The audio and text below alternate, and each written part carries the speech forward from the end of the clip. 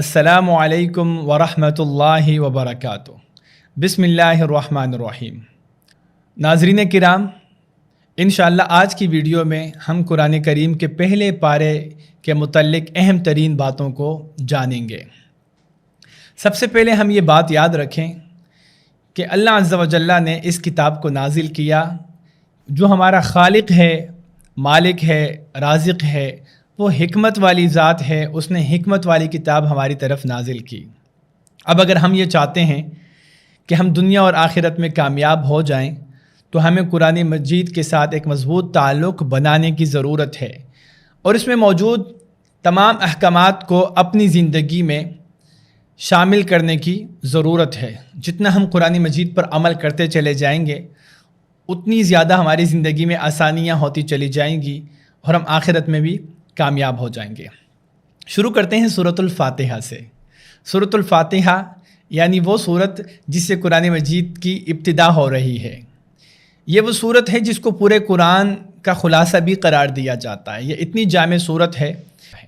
اور نبی کریم صلی اللہ علیہ وسلم کی حدیث کے مطابق، جو کہ حدیث قدسی ہے، جس میں اللہ عز و جل خود فرماتے ہیں قسمت الصلاۃ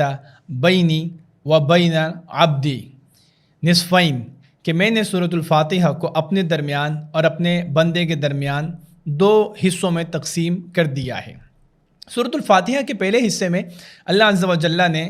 اپنی حمد و ثنا بیان کی ہے، اور بندہ جب سورۃ الفاتحہ پڑھتا ہے تو در حقیقت وہ اللہ عز و جل کی تعریف کرتا ہے۔ اسی طرح سورۃ الفاتحہ کے آخری حصے میں بندہ اللہ تعالیٰ سے اپنے لیے صراط مستقیم اور ہدایت کی دعا مانگتا ہے، اور انعام یافتہ لوگوں کی فہرست میں شامل ہونے کی دعا مانگتا ہے۔ اسی طرح جب ہم اس سورت پر غور کرتے ہیں تو ہمیں پتہ چلتا ہے کہ اس سورت میں ہمیں 3 بنیادی باتیں سکھائی گئی ہیں۔ پہلی بات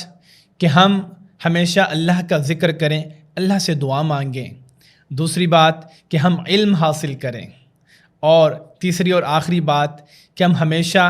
نیک لوگوں کی صحبت اختیار کریں، نیک لوگوں سے محبت کریں، اور ان کے ساتھ روز محشر جمع ہونے کی دعا مانگیں، اور ہمیشہ برے لوگوں سے بچنے کی کوشش کریں۔ اب ہم آگے بڑھتے ہیں سورۃ البقرہ کی طرف۔ سورۃ البقرہ میں اللہ عز و جل نے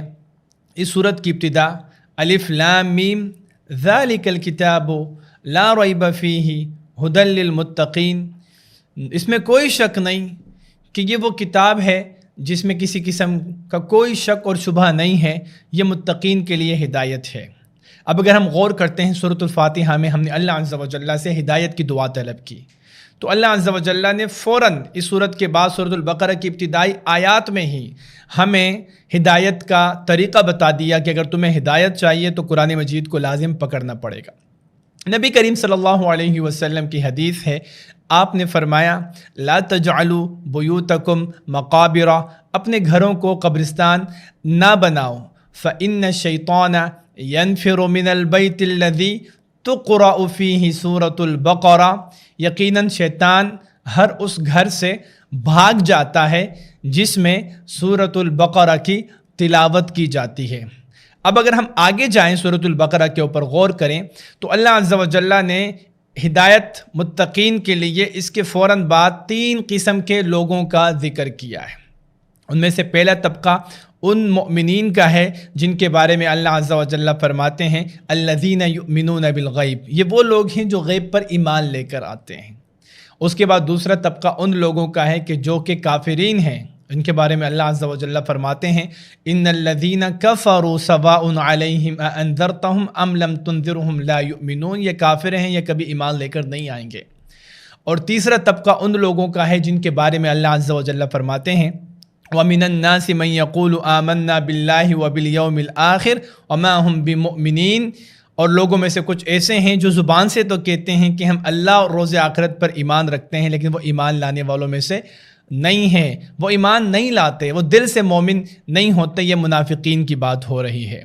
آگے جا کے اللہ عز و جل نے تخلیق کائنات کی بات کی ہے۔ حضرت آدم علیہ السلام کی پیدائش، اور حضرت آدم علیہ السلام کی پیدائش کے بعد شیطان کا سجدے سے انکار کرنا، اور حضرت آدم علیہ السلام کو بہکانا،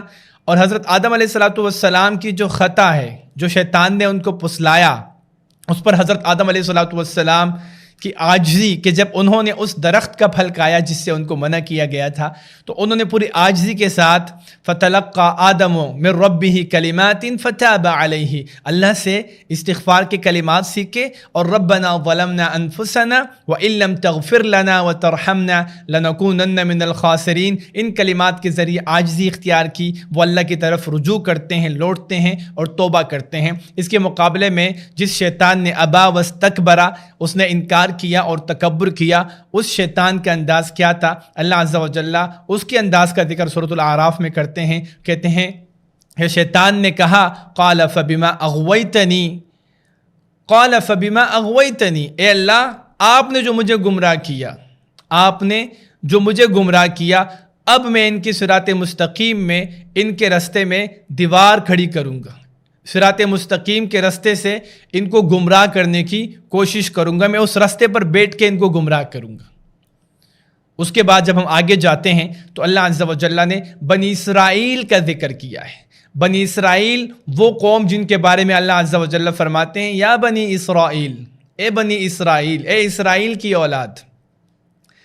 اذکروا نعمتی التی انعمت علیکم، یاد کرو وہ نعمت جو ہم نے تم پر کی ہے، وانی فضلتکم علی العالمین، اور میں نے تمام جہانوں پر تمہیں فضیلت عطا کی ہے۔ لیکن اس بنی اسرائیل نے کیا کیا؟ بنی اسرائیل نے مسلسل اس فضیلت کے باوجود کہ اللہ نے ان کو مختلف قسم کے انعامات سے نوازا، ان پر احسانات کیے، ان پر فضل کیا، اس قوم نے نافرمانی کی راہ اختیار کی، اور نافرمانی کی راہ ایسے اختیار کی کہ انہوں نے بچڑے کو پوجنا شروع کیا، شرک کرنا شروع کر دیا۔ اسی طرح جب اللہ عز و جل نے ان کو بھیجا کہ تم جا کے وہاں پر استغفار کرو، اللہ سے معافی مانگو، وَقُولُوا حِطَّةٌ نَغْفِرْ لَكُمْ خَطَايَاكُمْ، تو انہوں نے حِطَّةٌ یعنی اللہ ہمیں بخش دے، اس کی جگہ حِنْطَةٌ گندم کرنے لگے، یا حَبَّةٌ فِي شَعْرَةٍ کے الفاظ کہنے لگے کہ گندم اپنے بالی میں، اس طرح کے الفاظ اور دین کا مذاق اڑانے لگے۔ اسی طرح اللہ عز و جل نے ان کو ہفتے والے دن مچھلیاں پکڑنے سے روکا، تو انہوں نے ہیلے بہانے کے ذریعے مچھلیاں پکڑنی شروع کی، دین کا مذاق اڑانے والے، بچھڑے کی عبادت کرنے والے۔ اسی طرح یہ وہ لوگ تھے کہ جنہوں نے ناشکری کی راہ اختیار کی، یہ وہ لوگ تھے جب اللہ عز و جل نے ان پر من و سلوہ اتارنا شروع کیا تو انہوں نے کہا کہ نہیں، ہمیں ترکاری چاہیے، ہمیں دال چاہیے، ہم تھک گئے ہیں من و سلوہ کھا کے۔ اسی طرح یہ وہ لوگ ہیں کہ جنہوں نے اللہ عز و جل نے جب انہیں گائیں ذبح کرنے کا حکم دیا تو انہوں نے گائیں ذبح کرنے کے بارے میں بے تکے سوالات اٹھانے شروع کر دیے۔ فَذَبَحُوهَا وَمَا كَادُوا يَفْعَلُونَ، اللہ عز و جل فرماتے ہیں کہ انہوں نے اس گائیں کو ذبح تو کر دیا لیکن ان کا کوئی ارادہ نہیں تھا، ایسا لگتا تھا کہ وہ گائیں ذبح کرنے والے نہیں ہیں۔ یہ وہ لوگ ہیں جنہوں نے دین کو اپنے خواہشات کے مطابق پھیرنا شروع کر دیا، اور یہی وہ لوگ ہیں جنہوں نے فرشتوں سے دشمنی لی، اور یہ وہ لوگ ہیں کہ جنہوں نے جادو ٹونے کرنے شروع کر دیے۔ تو جب یہ ساری خرابیاں بنی اسرائیل میں آنی شروع ہو گئی تو اللہ عز و جل نے ان کو عبرت کا نشان بنا دیا، ان کے دلوں کو اللہ عز و جل نے سخت کر دیا۔ فَهِيَ كَالْحِجَارَةِ أَوْ أَشَدُّ قَسْوَةً، گویا کہ پتھر ہے یا پتھر سے بھی زیادہ سخت۔ ان میں سے کچھ لوگوں کو بندر بنا دیا، ذلت ان پر مسلط کر دی گئی، اللہ عز و جل کا غضب ان پر عام ہوا۔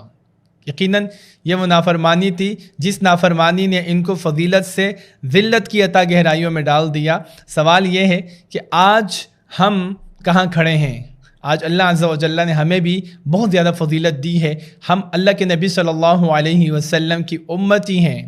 لیکن کیا اس امتی کے جو تقاضے ہیں وہ ہم پورے کر پا رہے ہیں؟ کیا آج ہم بھی نافرمانی کے اس راہ پر نہیں چلے کہ جس راہ پر یہودی چلے تھے؟ آپ صلی اللہ علیہ وسلم نے فرمایا تھا لَتَتَّبِعُنَّ سُنَنَ مَنْ كَانَ قَبْلَكُمْ، تم ضرور یہود و نصارہ کے نقش قدم پر چلو گے، اگر وہ گو کے بل میں داخل ہوں گے تو تم داخل ہو جاؤ گے، مطلب اگر وہ کوئی انتہائی حقیر فضول کام کریں گے تو تم وہ بھی کر لو گے۔ اس کے بعد اللہ عز و جل نے بنی اسرائیل کی نافرمانیوں کا ذکر کرنے کے بعد اپنے ایک بندے خلیل اللہ سیدنا ابراہیم علیہ السلام کی کمال بندگی اور مثالی فرما برداری کا ذکر کیا ہے۔ وَإِذِ ابْتَلَىٰ إِبْرَاهِيمَ رَبُّهُ بِكَلِمَاتٍ فَأَتَمَّهُنَّ قَالَ إِنِّي جَاعِلُكَ لِلنَّاسِ إِمَامًا قَالَ وَمِن ذُرِّيَّتِي قَالَ لَا يَنَالُ عَهْدِي الظَّالِمِينَ۔ پھر اللہ عز و جل نے ابراہیم علیہ السلام کے اوپر مختلف قسم کی آزمائشیں ڈالی، اور حضرت ابراہیم ہر آزمائش میں سرخ روح ہوئے۔ جب وہ سرخ روح ہوئے تو اللہ عز و جل نے فرمایا اے ابراہیم انی جاعلک للناس اماما، میں لوگوں کے لیے تمہیں امام بنا رہا ہوں، تمہیں امامت سونپ رہا ہوں۔ تو حضرت ابراہیم کہنے لگے کہ میری اولاد کو بھی اللہ امامت سونپ دے، یہ فضیلت میری اولاد کو بھی عطا فرما۔ تو اللہ عز و جل نے فرمایا کہ نہیں، سب سے وعدہ نہیں ہے، لا ینال عہد الظالمین، ظالموں کے ساتھ میرا کوئی وعدہ نہیں ہے۔ تو ابراہیم علیہ السلام یہ ان کی ملت پر چلنا ہمیں ترغیب اور تعلیم اور تلقین کی گئی ہے کہ ہم یہود و نصارہ کے رستے پر نہ چلیں، بلکہ اس کے مقابلے میں ہم حضرت ابراہیم علیہ السلام کے رستے پہ چلیں۔ اگر آپ یاد کریں کہ تھوڑی دیر پہلے جب ہم نے سورۃ الفاتحہ میں ایک چیز سیکھی کہ ہم نیک لوگوں کے رستے پر چلیں، نیک لوگوں کی صحبت اختیار کریں اور برے لوگوں سے اپنے آپ کو بچائیں، یہود و نصارہ کے رستے سے اپنے آپ کو بچائیں، تو یہاں پر اس آیت کی وضاحت ہمیں ملتی ہے کہ ہم حضرت ابراہیم علیہ السلام کی ملت پر چلنے کی کوشش کریں، ان کے رستے پر چلنے کی کوشش کریں، پھر ان کی اولاد اسماعیل، اسحاق، یعقوب، اور ان میں سے جو ان کی نیک اولاد ہے آگے جا کے یوسف، اور یوسف کے بعد جتنے انبیاء ہیں علیہم السلام، ان کے رستے کو اختیار کریں، پھر محمد رسول اللہ صلی اللہ علیہ وسلم کے رستے کو اختیار کریں، اور پھر آپ صلی اللہ علیہ وسلم کے صحابہ کے رستے کو اختیار کرنے کی کوشش کریں۔ فَإِنْ آمَنُوا بِمِثْلِ مَا آمَنْتُمْ بِهِ فَقَدِ اهْتَدَوْا وَإِنْ تَوَلَّوْا فَإِنَّمَا هُمْ فِي شِقَاقٍ فَسَيَكْفِيكَهُمُ اللَّهُ وَهُوَ السَّمِيعُ الْعَلِيمُ، کہ صحابہ کرام کے رستے پر چلنا ہی ہدایت اور کامیابی کا رستہ ہے۔ اس کے مقابلے میں اللہ عز و جل نے ہمیں یہود و نصارہ کے رستے سے منع کیا، فرمایا صبغۃ اللہ کے رنگ میں رکھ جاؤ، نہ تو یہودیوں کے رنگ میں رنگنا ہے، نہ عیسائیوں کے رنگ میں رنگنا ہے، اللہ کے رنگ میں رنگنا ہے، مخلص ہونا ہے، اور ایک اس ابراہیم کے رستے پر چلنا ہے جو کہ حنیف، یکسو ہو کر اللہ کی عبادت کرنے والے تھے۔ اس کے بعد اللہ عز و جل فرماتے ہیں اس پارے کی سب سے آخری آیت، اللہ عز و جل فرماتے ہیں تلک امۃ قد خلت لہا ما کسبت ولکم ما کسبتم، یہ گزرے ہوئے لوگوں کی باتیں ہیں، جو سیدھے رستے پہ چلا وہ اللہ کی جنتوں میں چلا جائے گا، جس نے غلط راستہ اختیار کیا وہ خود خسارے میں چلا جائے گا، جہنم میں جلے گا وہ۔ لیکن یہ گزر چکے ہیں وہ لوگ، اب تمہاری باری ہے کہ تم ان لوگوں کی سیرت سے، کردار سے، نیک لوگوں کی نیکیوں سے تم کچھ سبق سیکھ کر اس رستے پہ چلتے ہو، اور یہود و نصارہ کے اس پستی اور ذلت جو عبرت کا نشان اللہ عز و جل نے ان کو بنایا، تم ان سے نصیحت حاصل کرتے ہو، سبق حاصل کرتے ہو اور بچنے کی کوشش کرتے ہو، تو اب تمہاری باری ہے۔ اس کے ساتھ ہی ہمارا یہ پارہ مکمل ہو گیا ہے، اور جو چیزیں ہمیں اس صورت سے سیکھنے کو ملتی ہیں وہ یہ ہے کہ پہلی چیز تو یہ کہ ہر غلطی پر اللہ عز و جل کی طرف رجوع کریں، ہم نہ اڑیں، ہم رجوع کریں، ہم توبہ کریں۔ دوسری بات یہ ہے کہ ہمیشہ اللہ سے ہی ہم ہدایت طلب کریں، اور تیسری بات یہ ہے کہ ہم ہمیشہ اپنے دشمن کو پہچانیں اور اس کے رستے پر نہ چلیں۔ چوتھی بات یہ ہے کہ ہم نافرمانی کے رستے سے بچیں، کیونکہ انسان کو فضیلت سے ذلت کی طرف اس نافرمانی کی وجہ سے پھینک دیا جاتا ہے۔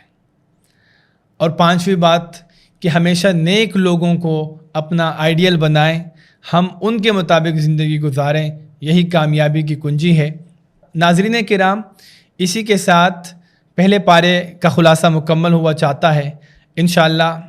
کل آپ سے ملاقات ہوتی ہے اگلے پارے کے ساتھ، تب تک کے لیے اجازت دیجیے گا۔ سبحانک اللہم و بحمدک، نشہد ان لا الہ الا انت، نستغفرک و نتوب الیک۔ جزاکم اللہ خیرا۔